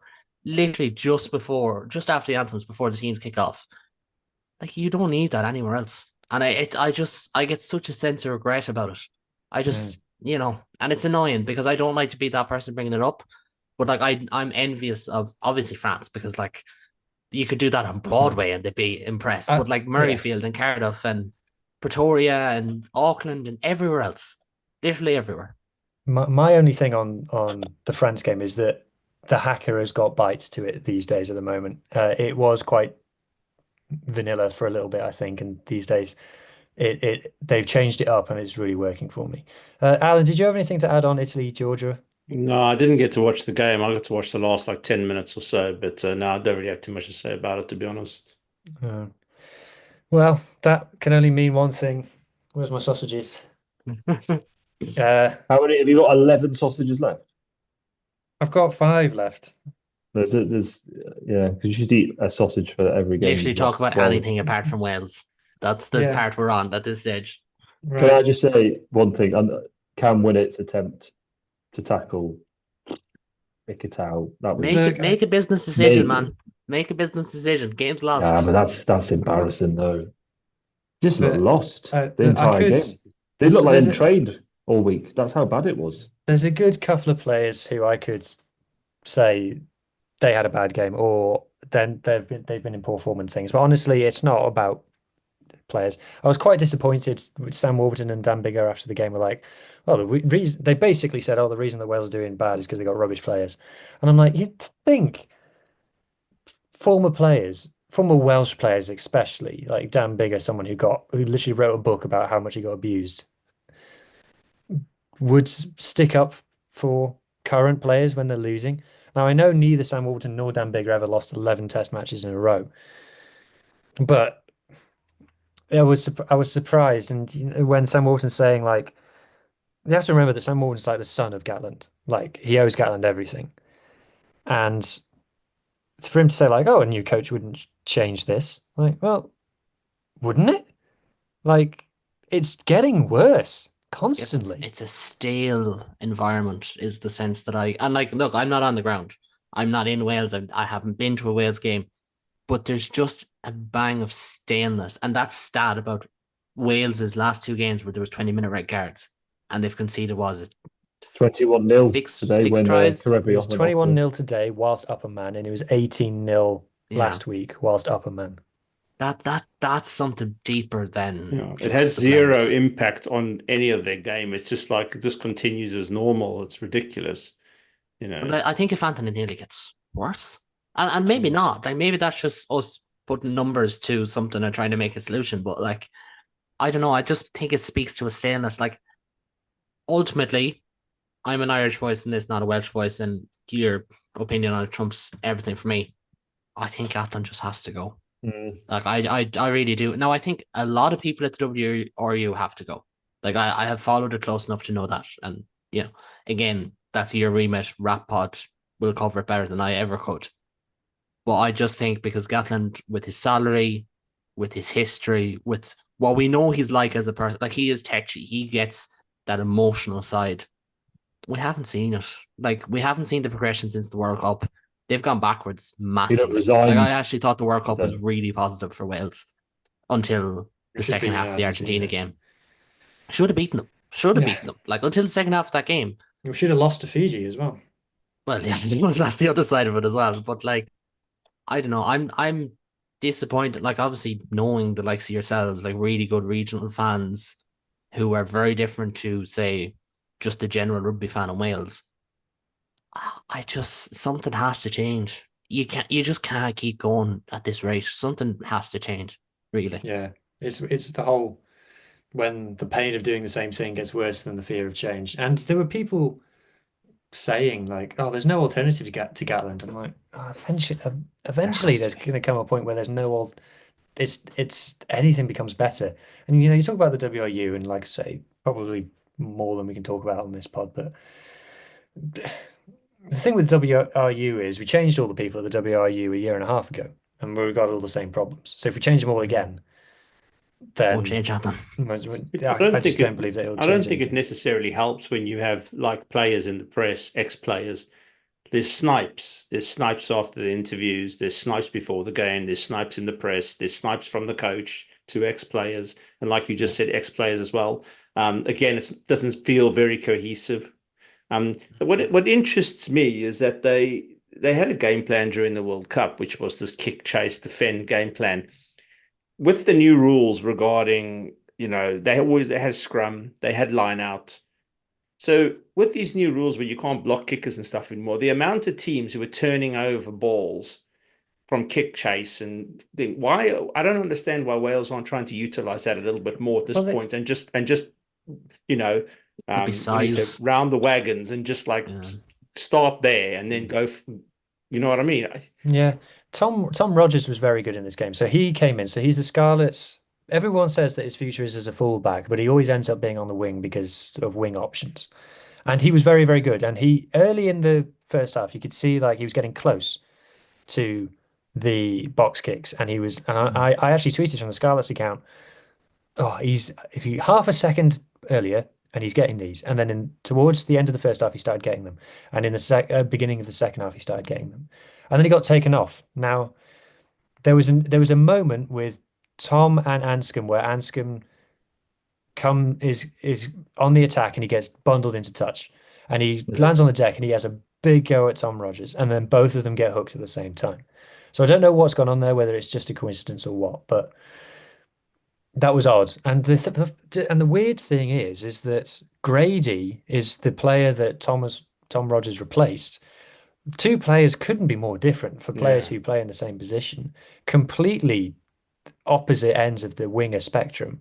So it's like, and then it goes back to like the Australia selections of during the summer. By the way, we toured Australia in the summer and performed better than this. We're facing the same opponents and amount of time. They've had a lot more games in between then and now than us, which is a wider point about how the rugby calendar advantages the Southern Hemisphere so much. But the progress that they've made compared to us is jaw-dropping. They're the winners of the autumn test so far, Australia, definitely. I think they're the team that will, they could beat us next weekend. I agree. I think give Ireland a game as well. They to use Lee's phrase, about the lines next year. They're going to give someone a bloody nose. One of the next 2 weeks, at the very least. I mean, we are talking about an Australian team. They're not exactly known for their physicality, are they? Well, and they look like absolute powerhouses. They're athletic. They're athletic, but they're not athletic, they're not Dwayne Vermeulen. Do you know what I mean? Running around just barreling into people, and yet they look. Valentini was brilliant today. He is good, but I mean, again, going into contact there was one point where I don't know who it was got the ball. And when it just kind of stood off, it was Ikitau. And it's like he's in great form as well. You can't leave these guys to just stand. He was always in control of that situation, though. Like he could have done what he wanted. There was no pressure on him. Ikitau was almost laughing, doubling down. That's how humiliating it would have been for winning it, I think. I do think, just to talk about Australia, I think Joe Schmidt deserves a bit of credit because I think he has learned lessons from the TRC for himself as well. Because I think there was a minute where he was trying to turn Australia into Ireland, and it didn't really work. There's still callbacks. When I watched Australia today, and I seen some of the England game, there's still callbacks. I still think how he sets the team up is it's not necessarily the exact same, but I think there's some similarities. But as much as everything else, like there's probably an element that he knows how to beat teams like Wales. And I know that sounds so stupid. He knows how to beat Northern Leinster teams. And Australia know how to beat Wales. And I think, but what I was going to say is that now Schmidt in this autumn, and it's only been 2 games, but he seems to have let them be a bit more Australian. So that's why you're seeing more offloads, which traditionally Schmidt doesn't like offloads, or taking on one-on-ones and things. Because that's the one thing that you can say for Super Rugby is it produces players who are very, very, very good in one-on-one situations. So he's allowing them to do that a bit more. So I think credit has to go to Joe for adapting in that sense. He's just a wonderful coach in that situation, like in terms of getting guys to play to their strengths. It's one of his things. Like he managed to make like random players who you might even remember, like Dave Carney, Chris Henry, like Jordy Murphy, into like really important players for Ireland when they got their run in the team, because he will see a strength in a player and bring it out in them. And I think, like, again, I've talked a lot about centres this evening. I don't know. Maybe it's just because I don't have one eye on games. Again, the centres is like a prime example of that. Ikitau has just been in great form. How he didn't go to the World Cup, like but that World Cup selection was a joke. I mean, Hooper and Quade Cooper would have really helped him out, I think. Oh, Michael Hooper would have changed everything. You know, like even just from not on the field, but off the field, he would have changed so much. But a coach who's just not... isn't he, as well? Yeah. A coach who's just not changed at all. You got about 50. He came on after the Krevy 20-minute red card. So he would have replaced Krevy, but it was either him or Donaldson. But they brought Suri on after about 68 minutes because Krevy went off 50th minute, I think, and it was confirmed as a red. I think 58. He could have picked up a couple of yellows though. There was a couple of league legacies in a couple of his tackles. But the one coach who's not adapted or been flexible at all is Warren Gatland. We're playing proper 2015 Gatland Warren ball. The attack for most of the game was everything off 9, which is fine. It works. It's a way of playing. Then Costello. It's obviously everyone knows Sam is my favourite player, and to see him put in those situations where he's in a team that's losing, 20 points down, no confidence, he's playing with something like his 5th or 6th different scrum half in a Wales jersey in front of him. And Eddie James is another example. Just players not being put in scenarios where they're set up to succeed, and being, Wales fly half, he's going to get blamed for. Can I just add something to that, Hugh? Because for so many years we heard about like how, well, number one, it didn't matter what the regions were doing because they went into Wales camp and they grew. I think it's now full circle entirely in terms of, or sorry, it's gone the other way in that they're regressing when they go to camp. Going from Wales, they're leaving Welsh camp feeling worse than they are at the regions. And like you take Sam Costello as a great example because the Scarlets were just starting to hit form. And now Wales have this really poor window where if they lay a finger on South Africa next week, I think people will be happy. Didn't really lay much of a glove on Australia in the second half, to be fair, like first half, they came back into it. And it's now gone the other direction. And I do feel for the players because I do think there's an element of they need something different. Do you know what I mean? Like I was fonder on the PVAC era than other people, but I was not close to following. I wasn't following rugby the same. It was never like that I am this now. on the PVAC. It was never like this. It was never like that. It was literally never 11 losses in a row. And I don't share your frustration. I don't know what it's like to be in this position, but like it is very tough for everyone, and nothing is going to change short term. Is the thing. It needs to be coaching at all levels, though. It's not. We can't just be all about Team Wales anymore. It needs to be everything beneath. That's how we got in this situation. Is everything was about Team Wales, and I said last week that Gatland will go when the attendance is dipped. 56,000 in the stadium today, which is AKA 30,000 at the 70th minute, wasn't there? There's a lot of people walked out. AKA 20,000 empty seats, and that's money. Like if you talk 50 quid a ticket, that combined with 10,000 empty seats last week, that's $1.5 million already not there. Plus the fact we're only playing 3 games, we normally play 4. So there's another however many million that's not come through. It's but about the coaching is yes, the national team probably needs a new coach, but all beneath it, the coaching in Wales is such a low standard. And when we talk about costs being cut, that's where the costs are being cut because everyone talks about the players' salaries. That's where all the money's going. That's the number one expenditure is players' salaries. The costs are being cut on facilities, professionalism, coaches, assistant coaches, strength and conditioning, sports science, medical side of it, conditioning, supplements, all the way down. That's where the money's being cut. The players' wages are the last thing that is being cut. Obviously it is being cut, but it's not like that's being sacrificed in the name of something else. Just everything has been sacrificed, and now that's the only thing left that wasn't being sacrificed that now is being sacrificed. So it's such a deep situation. But yeah, if they want to change things in the dressing room, obviously Toby Booth's name is going to be mentioned because Toby Booth had such a strong cultural impact. No, it won't. There's work. Another coach. He wouldn't work. He wouldn't. I don't think he'd go for it anyway because he knows the union. Yeah. And I think that's the other thing. A lot of people are going to be fearful at the moment because it's a bit of a poison chalice. You need someone who's like Welsher than Welsh, someone who would never turn down the job. Yeah, there's that, or there's someone who might be like English who will just tap into the passion and be there for 2 years, even if it's just 2 years, just to get them out of a rut. Someone who kind of gets Welsh rugby from that perspective. Not to say Graham Roundtree would go for it, but like someone like him, Toby Booth, someone who get the cultural side, just get a bit of a lift. Anything like what the World Cup was until the second half against Argentina, some bit of a lift that just can release that pressure valve a tiny bit, because I think, like as we kind of said, it's so hard for the players now.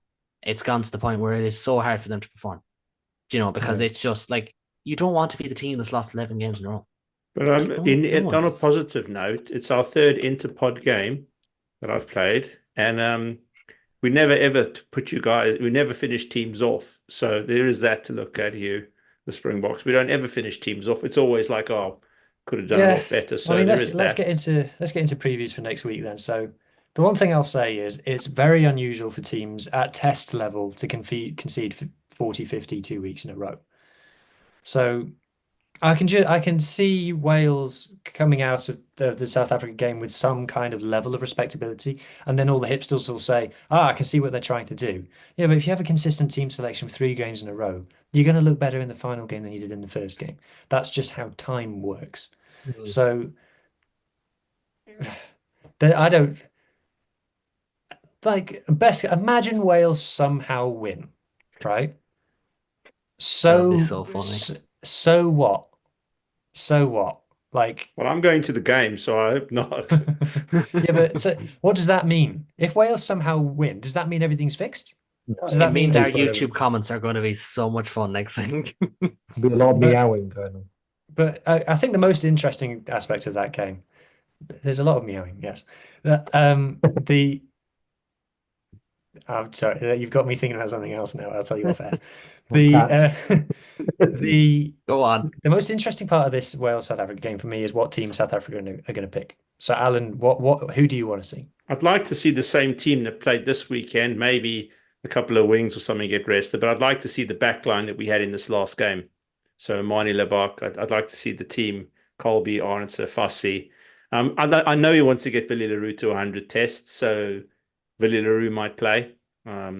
He might mix a team together, but I do believe that he'll want to try and put Wales to the sword, and I think Manie Lebak will start. I would keep faith with him for the moment, but I think Willie Leroux might start. That's probably about. I mean, he might go with 3 backs. I mean, I don't even know what he's going to do. I could just surmise. You know what I mean? He's got 2 squads. I don't know. I mean, Malcolm Marx starts on the bench. I don't think many teams would start him on the bench, and then he comes on and he messes all his lineouts up. So it's like, okay. You know, who knows? Who knows what's going to happen? But I do believe Willie Leroux will probably play to get up to 99 tests. And I think that Lebak will probably start because this is a bit of a confidence. Well, you'd like to think it's a confidence booster for him. So those are probably the 2 that I would expect to see. That's probably about it, really. I don't know. The others are all interchangeable, aren't they? So, yeah. Anybody got a margin in mind for that one? No, it won't be what it was today. I think it could though. That's because in fairness, like we can't act like these 2 teams haven't played each other in the last 2 years because they have, and South Africa won them pretty not steamrolled, but pretty convincingly. So that's definitely a factor. They'll have a familiarity factor. Now that works both ways. I understand that, but yeah, I think South Africa. The only thing is, if South Africa heavily rotate, I think South Africa will because they're naming their team Tuesday. I feel like that team's as good as named because we know what Razzie's like. I think their team's as good as named. So I think that's really interesting to see what way they go. But I think South Africa will win. What was it today? 30 points? 32, wasn't it? 52. 52. So yeah, maybe 3-4 scores. 25, 30 points, give or take, I think. I'll go for 12 I would love points. to see Wales put it up to them. 12 points, I think. Needs it. Yeah. Al's going conservative. Yeah. Well, we never put teams to the so they're all going to be knackered, and I don't know, the crowd get into it. That you got that go. The score, the box always beat you by more than the scoreline says, if that makes sense. Your body will tell you that. Yeah, exactly. The Ireland versus Fiji. Again, same kind of question, Kaylin. What are you expecting from selection? I knew you were going to ask this, so I got up my 23 that I named for Ballside E this week. So I just said, "Fuck it, I just go off that." So I have Dave Heffernan as one of the kind of players come in. Cian Healy, because if he's to break the test record, it would be nice to see him lead out Ireland and start. So I've him and Heffernan. I had Ryan Baird, and now I realise he will be ruled out. Keane Prendergast I have in there. I've Casey and Frawley. I've Stockdale, Nash, and Osborne, and then Izuchukwu on the bench. I don't think it's too unreasonable, but I do think Farrell's comments, and some people may not have read them, but his comments do seem like, players on the outside of the squad don't deserve to get a game. We can't just throw in everyone. So I think we will see the likes of, I think Caelan Doris plays. I think Porter plays regardless in some capacity. If Furlong's back, he plays in some capacity. I think either Gibson, Park, or Murray has to play because we don't have another night, so one of them's going to be there. I think we'll see.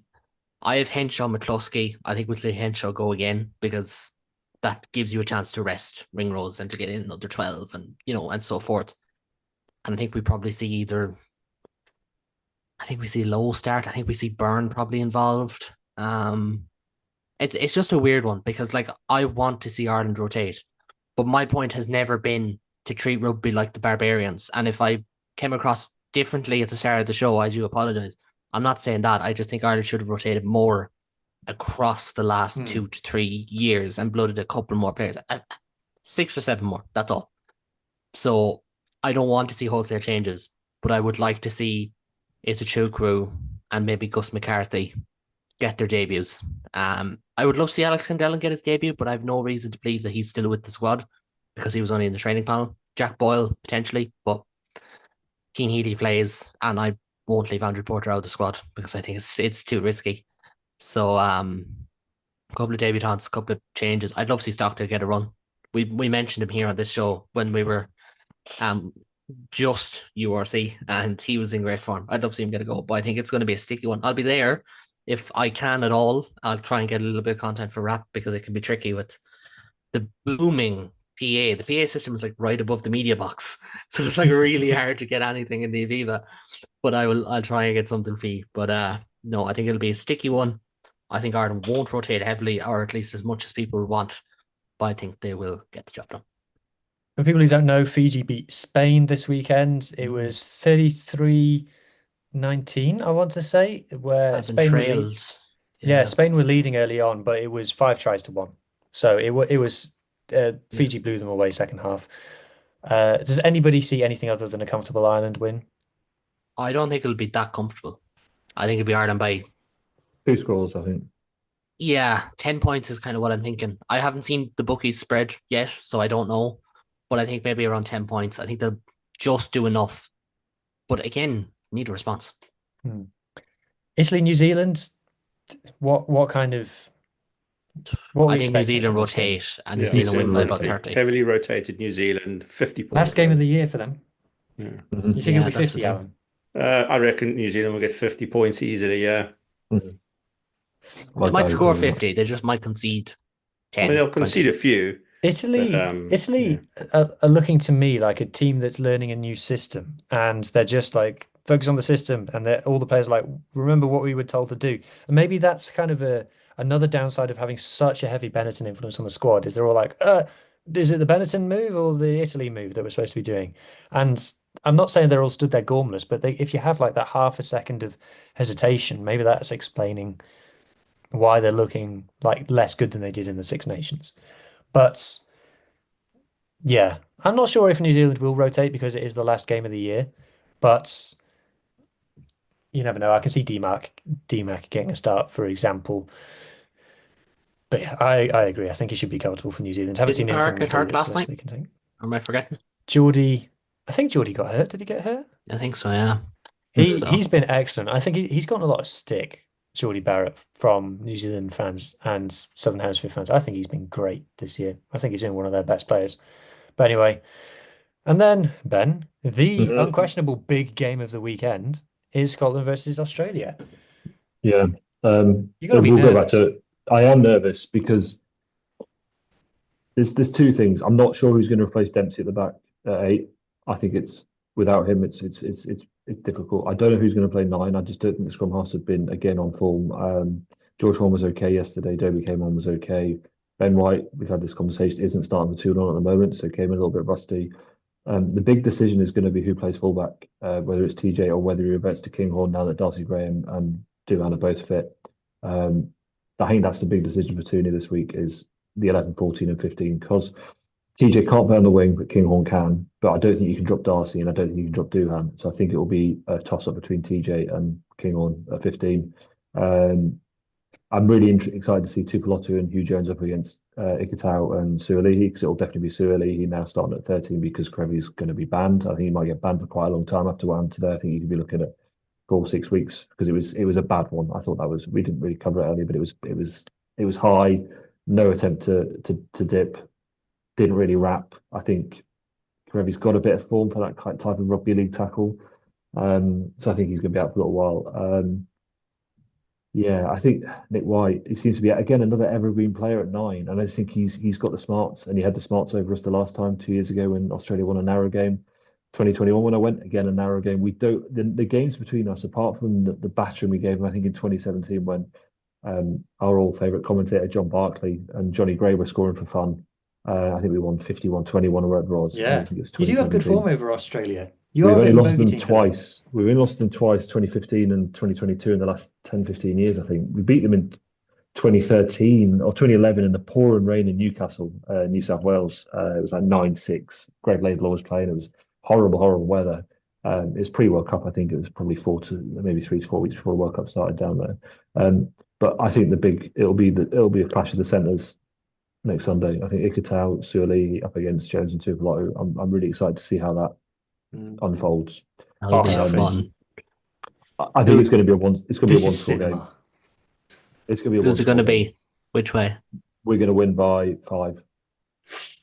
I'm going with Scotland as well, Ben. I think Scotland are going to win. I have a feeling Australia will perform. I'm not sure if I'm confident enough to back them to win.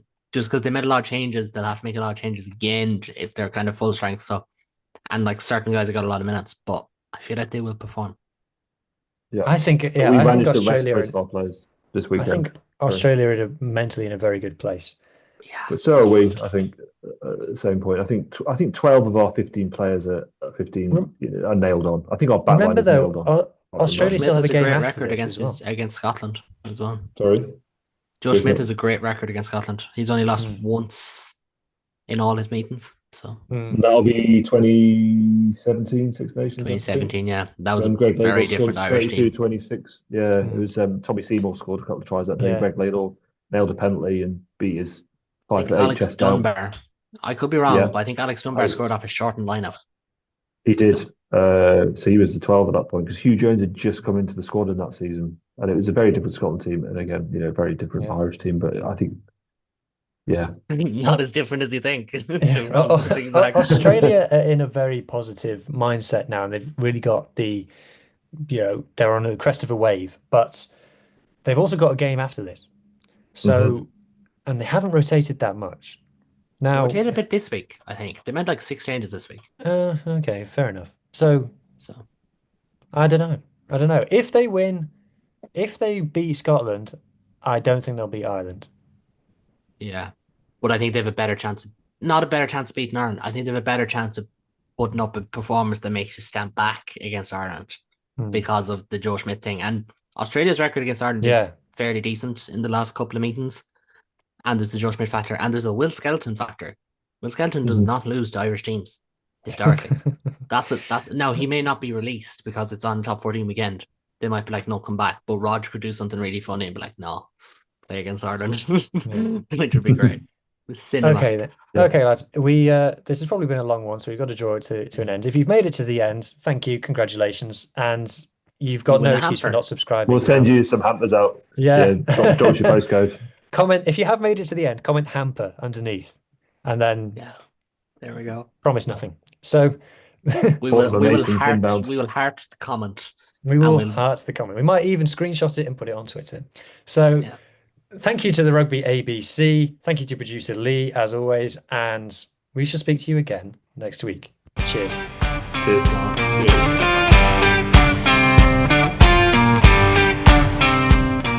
That was the United Rugby Rewind.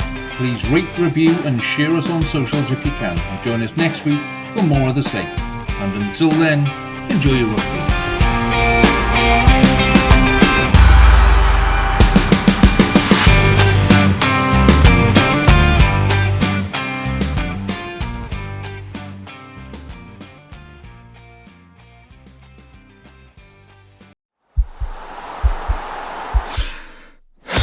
This podcast is part of the Sports Social Podcast Network.